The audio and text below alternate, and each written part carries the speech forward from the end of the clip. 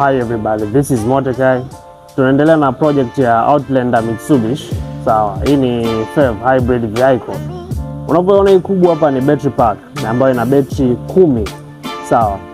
Na kila cell, kila pack ina cell 8. Sawa.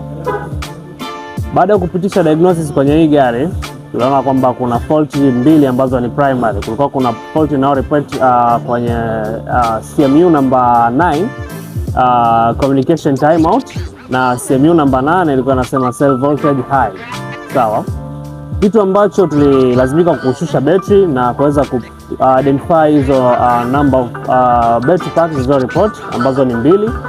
Tukapima kwenye CMU number 8 ambayo ilikuwa na report high voltage, tukaona kwamba cell zote zimebalance. Kwa hiyo tulichogundua ni kwamba hii CMU module sawa ilikuwa inatoa data za uongo. Na kitu kingine kwenye namba 9 ambayo ilikuwa na report communication timeout ni hii hapa sawa, ambapo na yenyewe tulijaribu kuicheck kama ina physical damage, inaonekana zipo clean sawa. Kwa hiyo kuna namna tu ina zote hizi zinatoa wrong interruption ya data. So tunavyojua kwamba kwenye CAN bus network sawa, data zinakuwa transferred in just one single wire sawa, ambapo kunakuwa kuna wire ya CAN high na CAN low, ambapo inaunganisha betri zote hizi pack 10 sawa. Hizi module CMU zinact kama slave sawa, ambapo kuna master ambayo ni battery management unit ambayo yenyewe inachukua data kwenye hizi slave. Hii slave kazi yake ni kuweza kumonitor each cell voltage, yani kwenye kila paki moja inakuwa ina CMU yake sawa, ambayo ina monitor cell voltage, ina monitor current pamoja na temperature. Kuna hivi visensa ambapo kila sensor kinafungwa kwenye kila terminal ya cell, ambapo vina hivi sensor vya temperature, current pamoja na voltage. Sawa. Kazi yake ni kuweza kufanya sufficient balance ya battery. Sawa, kwenye hii pack. Let's say inapofanya discharging ku make sure battery zina balance, na pia inapofanya charging ku make sure cell zina balance. Sawa.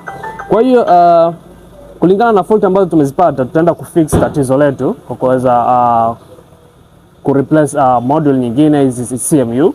Na pia good news ni kwamba tunafanya designing from scratch za hizi module kwa wale ambao wana understanding ya embedded system for industrial usage. Kwa mfano tukizungumzia namna ya communication protocols zinazotumika for industrial usage, kuna CAN bus, kuna Modbus, ambapo CAN bus imekuwa more reliable kwenye magari kwa sababu ya sifa yake ya high speed network compared to Modbus.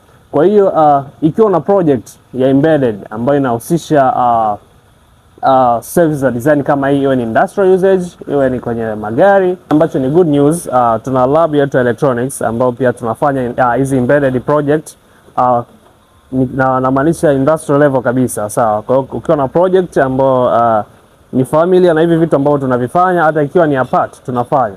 So tunakaribisha Mordecai, the real science is here. Mordecai, Intelligent Auto X.